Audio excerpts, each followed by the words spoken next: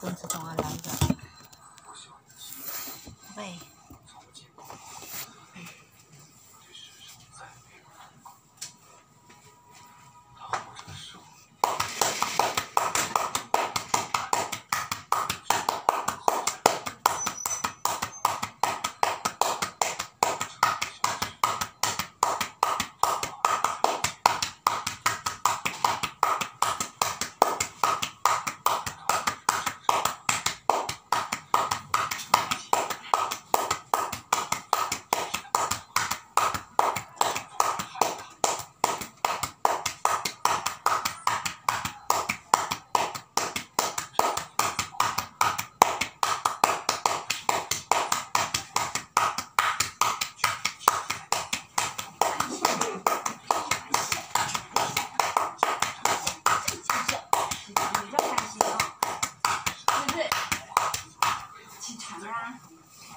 对不对？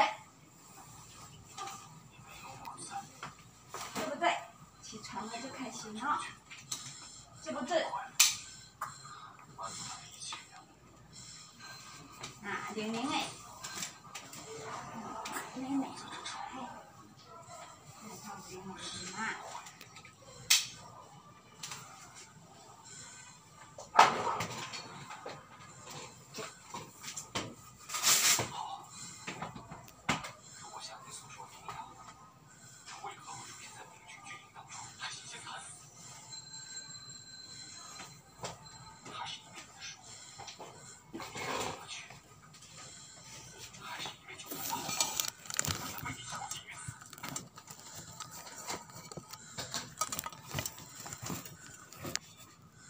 一下啊。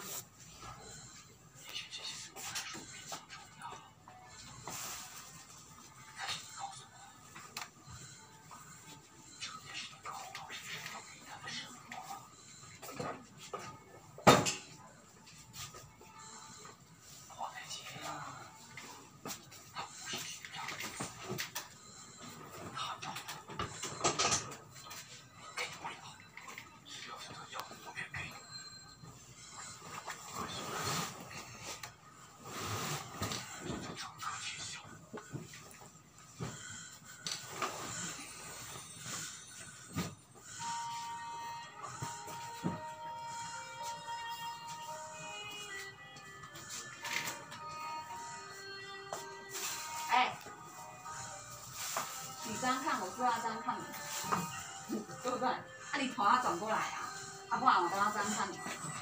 啊嘞，我们两个都要这样看啊。安尼敢好？安尼唔好呢，等一下，快点。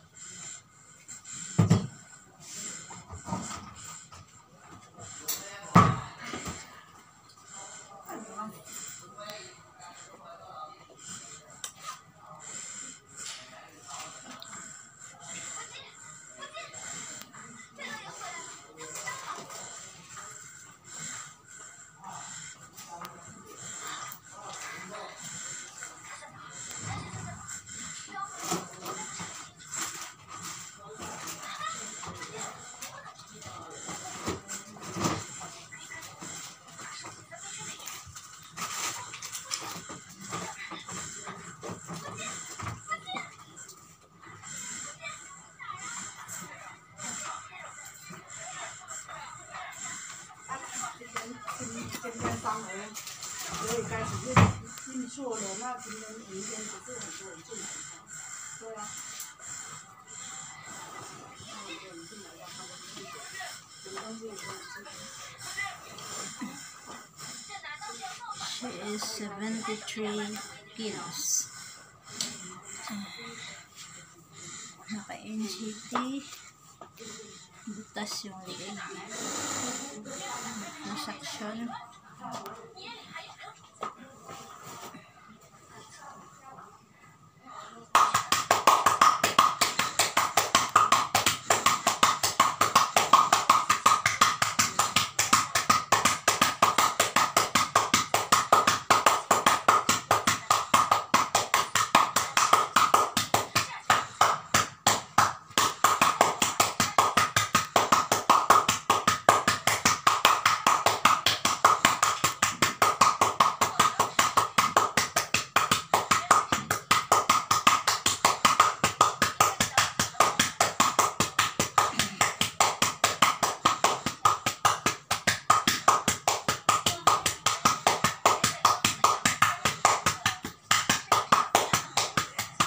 Kailangan kapukin yung likod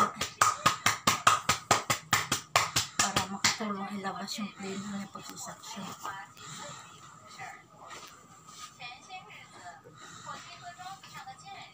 Madali lang. Sa una lang mahirap kasi mag-adjust ka pa.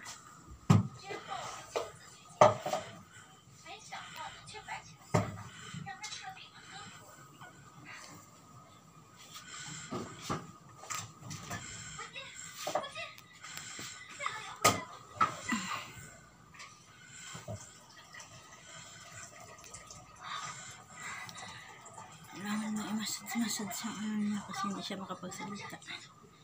Massage yung mukha, ulo.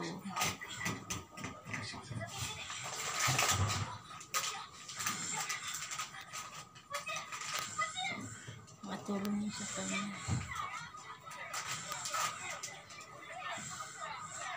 Para lahat ng mga ugat-ugat niya nakagalaw.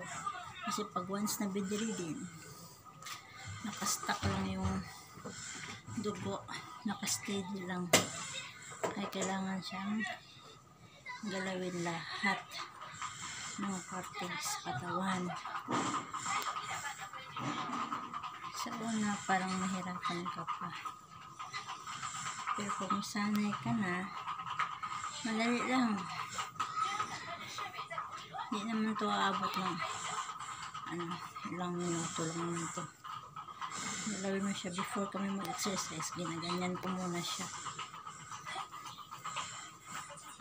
lahat na. So, yung mga kamay kasi nalinigas na. Kaya kailangan stretch. Ulitin ako ng mag-exercise din.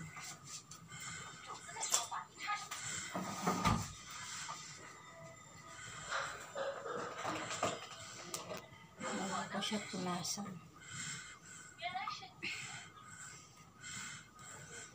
Okay.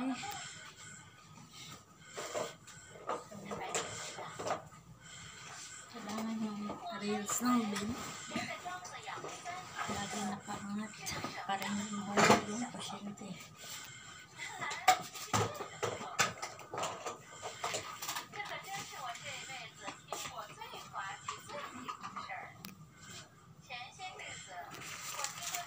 Mag-suction na tayo. Tapos ko na siya ng pok-pok sa likod. I-suction na siya. Dito kasi yung ano niya is nasa liig. Yung butas is nasa liig. Yung humihinga siya. Hindi na siya humihinga dito sa ilong. Dito na siya sa liig. Humihinga. Kailangan tanggalin ito. Ayan. Tapos i-suction na natin. How to suction? Madali lang. Una, parang mahirapan ka. Suction tube. Ang gamit namin is number 12. Puti ang kulay. Number 40 naman pag green. Ito siya. Buksan mo lang. Kailangan kunin mo to. Ito. Huwag mong hawakan yung tube. Nasa ano, dito lang sa dulo pwede. Ito. Pero ito kailangan mo nang buksan. Tapos open. Once i-open mo, gloves yan. Pasok mo yan dito. Kailangan yung nakadikit na gloves, hindi madumihan. Kailangan nakadikit itong papel, hindi madumihan yung gloves. Kaya ganyan yung forma niya. Tanggalin. Tanggal na siya.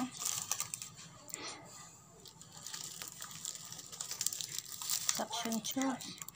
Kailangan ito ang hawakan mo. Yung tube lang. Bawal siyang iikutin mo lang. Ikot. Ganyan. Tapos ipasok mo siya dito. Ito yung hose. Ayan. Pasok mo yan. Huwag mo hawakan sa gloves na may tube. Tapos hello.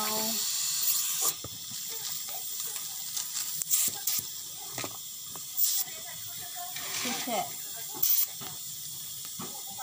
Tapos yun, mag-suction na tayo. Once magsa-suction, itong butas na ito, i-release mo pag ipasok mo na yung ito pag ipasok mo na sa butas, yung sa liig niya o sa ilong, kailangan na nakabukas ito. Once na i-suction mo siya, pindutin mo lang ito. 1, 2, 1, 2, ganun lang. I-suction na natin.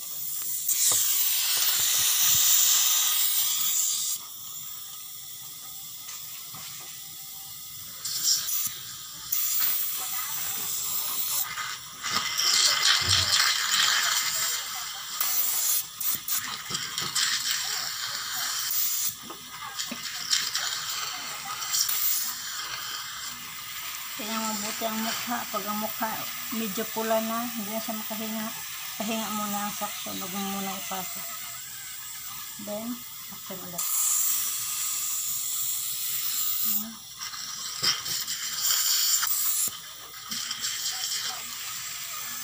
Once suction na ito, pwede ito ipasok sa ilong mo na.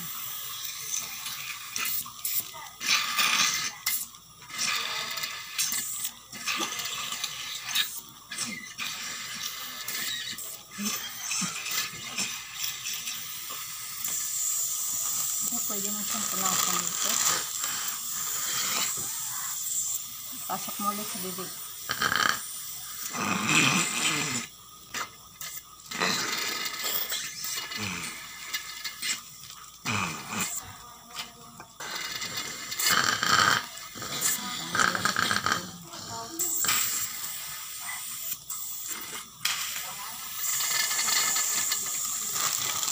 punasan ulit.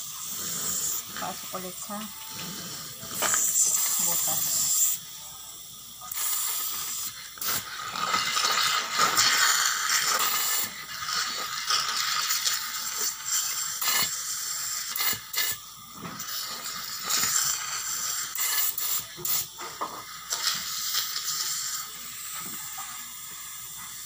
Pag okay na yung hininga niya, wala na siyang plima na maririnig, pwede na yun. Tapos namin saktan.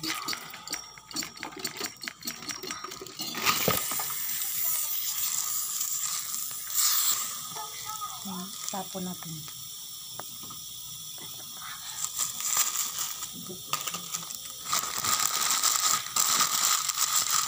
Tapon natin. Pwede tayo.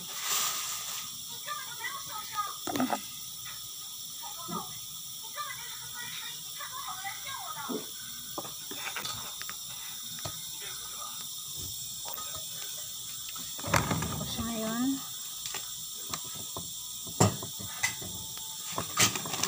tanggalin na natin yung nasa ilong niya. Linisa natin yung nasa ilong.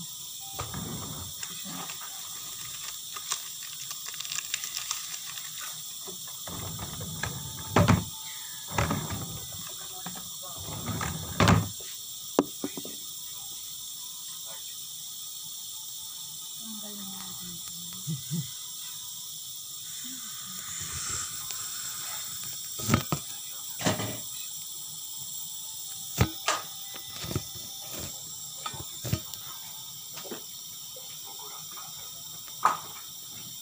Dito sa hospital, ang mga nurse, ito mga tamad. Ikaw ang mag-ano, ikaw ang maglinis.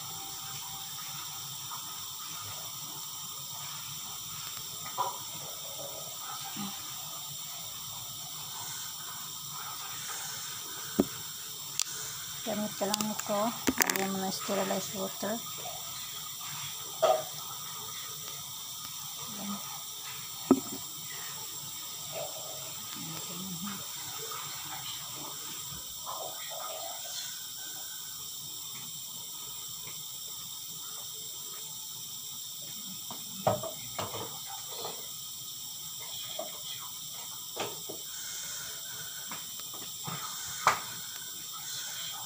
Maganda pag di ko ripot yung amo, maraming ganyan. Bilis ka lang ito. Ano yung amo ko, medyo may pagkaalam nyo na. Hindi kompleto sa gamit. Ako na lang yung nag-ano sa ano. 200块对不对？对。 3、4、5、6。谢谢你。1、2、3、6，多一张哎。多一张，小慧。感恩你哦，好大方哦。 Para di matanggal yung hose na nakadikit sa ilong niya. Ayan, tapos na.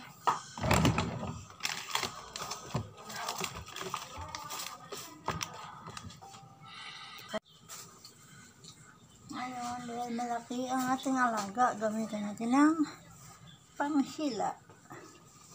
Para hindi siya masyadong para hindi ka mabigitan.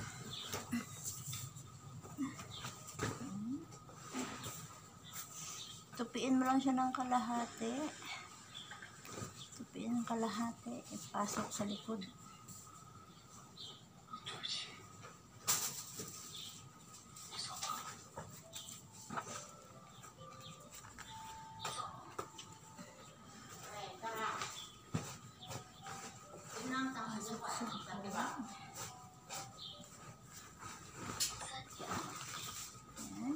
Pwesto ang sa kabilangan. Balik ta rin ang pasyente.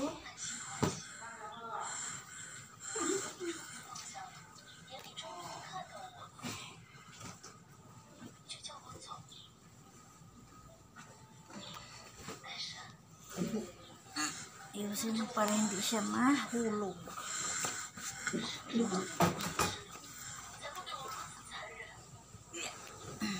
Mabigat siya, 73 kilos. Tapos ano siya, matigas. Ang katawan matigas. Lahat matigas. Kaya kailangan mo may pangbuhat.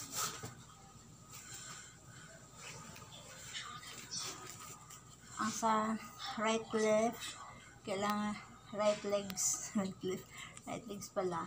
Ang sa kanan na bandang kanan, cross mo dito sa bandang kaliwa. At sa kaliwa, bandang kanan naman.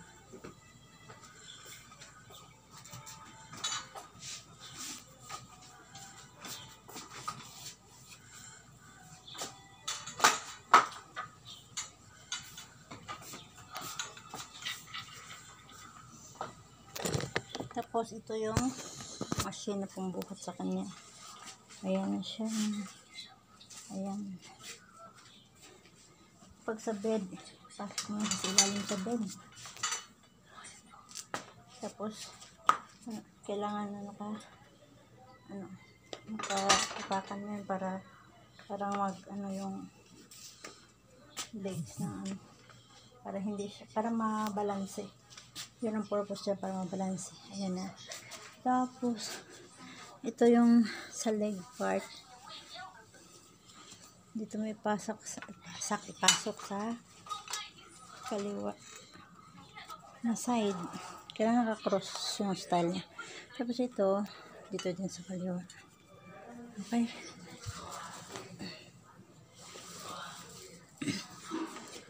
Tapos ito naman, ito wag mo i-cross. Okay na yan. Yan na yung position niya. Wait lang, hindi ko mahila. Yan sa cross niya. Yan.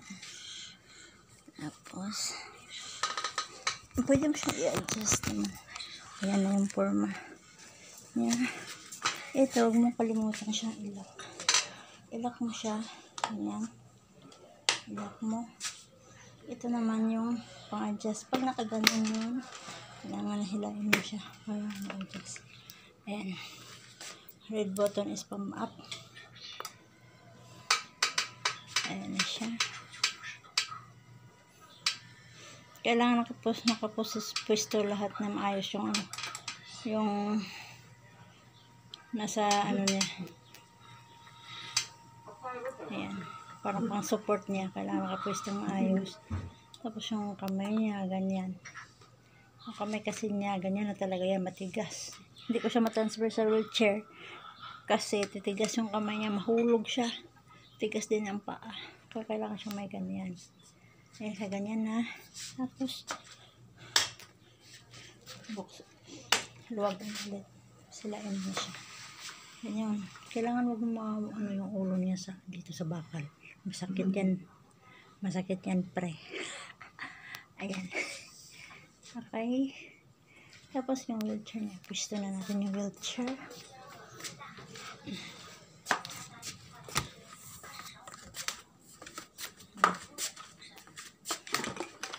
Pwesto na natin yung wheelchair niya. Medyo siya. Medyo mahirap. Pero pag alam mo na, pag tignan mo lang yung magtuturo sa'yo, isang bisis, kasi ako isang bisis lang ako tinuruan eh. Kailangan nakalak yan. Nakalak yung wheelchair niya. Ito yung wheelchair namin. Yan. I-transfer na natin siya dyan, guys. So, ayan na yung pasyente natin. Kailangan natin i-transfer. So, makita ba? Makita. Parang dito ko kaya ilagay. Makita ba? Parang hindi din. Sige, yan na lang. Adjust na lang. Yan. Makita na siya.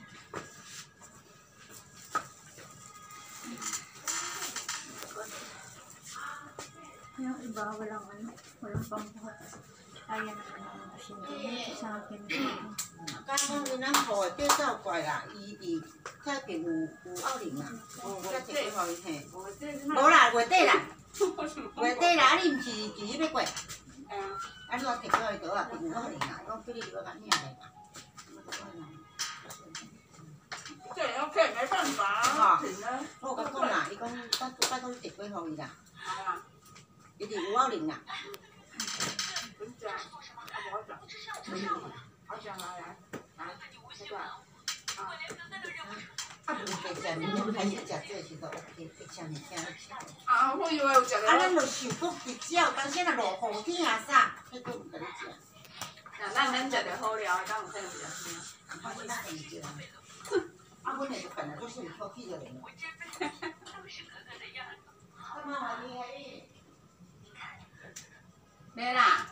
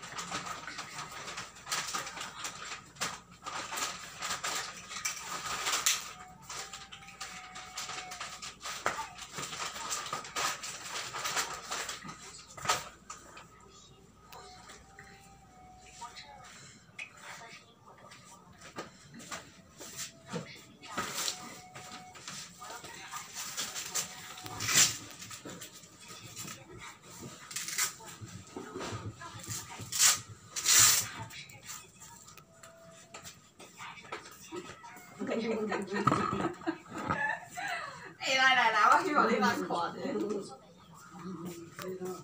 我希望你咱讲下咧，阿玲啊要食胖啊。看卖啊，我希望来，拿起来吃。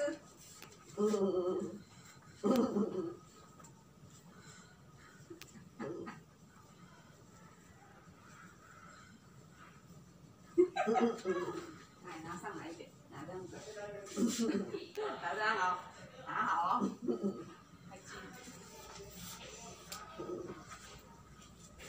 Support sa ulo. Kasi may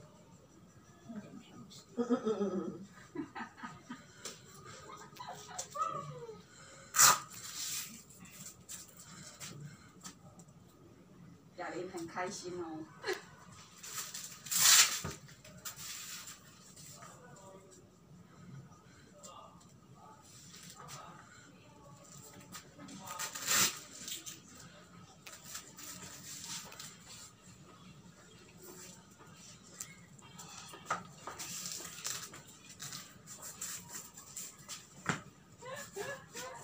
我跟你讲，你好开心哦。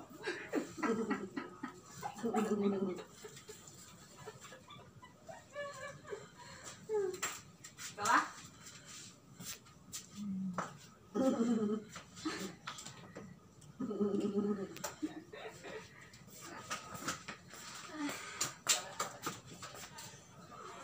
tapos ayan siya naka-first. 散开啊！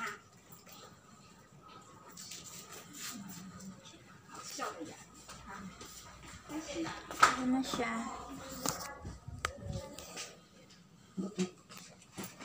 Ayan na yung forma niya. Ready namin pero i-prepare muna yung lahat na dadalhin namin sa ganyan lang. Pagdating naman sa village, kailangan nakaprepare lahat. Huwag mong kalimutan ilalak i-lock up mo yung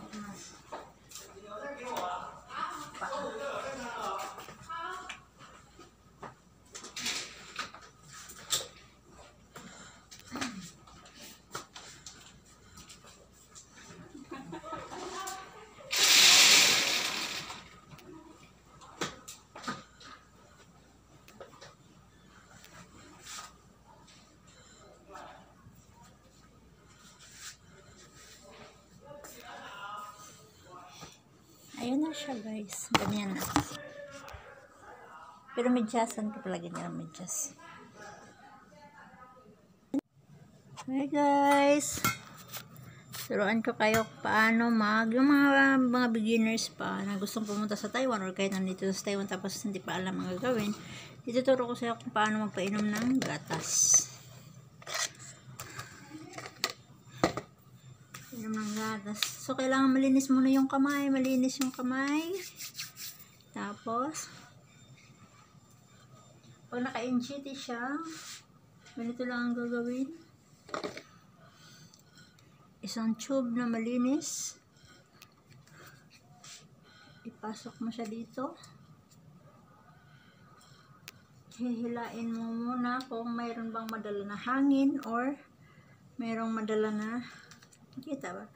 Hilain mo siya. Kung wala namang hangin or tubig na madala or fluid na madala, pwede mo na siyang painom. Safe na siya. Ibig sabihin safe na siya pag ganyan lang. Pero pag ang tubig hanggang dito, huwag mo muna siyang painumin ng gatas. Kasi hindi safe. Baka magsuka yung pasyente mo. So, ganito lang. Tupiin mo siya para hindi lang hangin pumasok. Ito na naman yung tube para sa gatas niya. Ganyan lang. Nasundan ba? Ganyan lang. Ano mo gatas? Bitaw. Bitawan mo. Yan. Actually, yung pasyente ko is pang-apat ko na ito na pasyente. Kaya hindi na ako masyadong nahihirapan yun sa pagbuhat lang sa kanya. Kasi hindi talaga siya kayang i-transfer. Gawa nung dito matigas. Matigas lahat ng katawan, yung kamay, yung paa.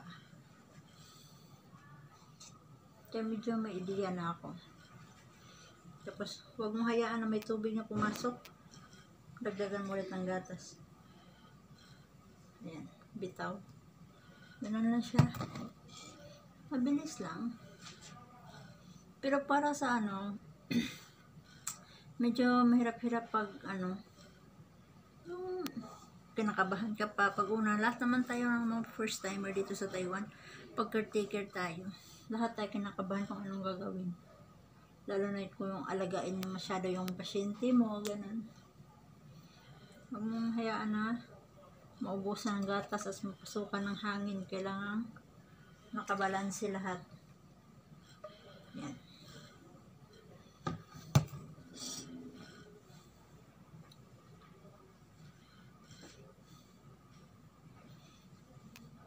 Hindi ko na siya inanuhan, hindi ko na, yun pala guys, kasi ang sabi ng doktor,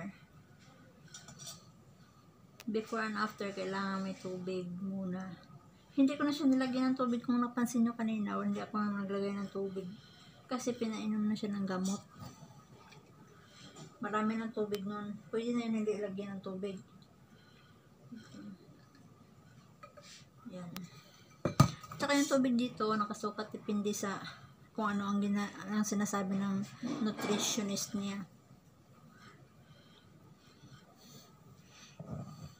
Kasi sa amin, ang tubig sa amin, before and after, kailangan na total of 50 ml lang ang water.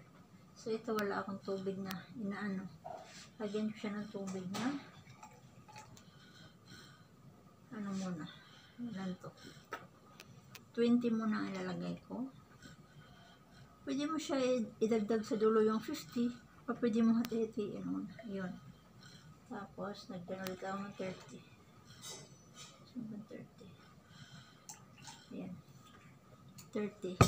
20 kanina tapos 30 sa 15. Yan. Pwede mo siya ihati-hatiin. Ganun lang kasi may naman tubig.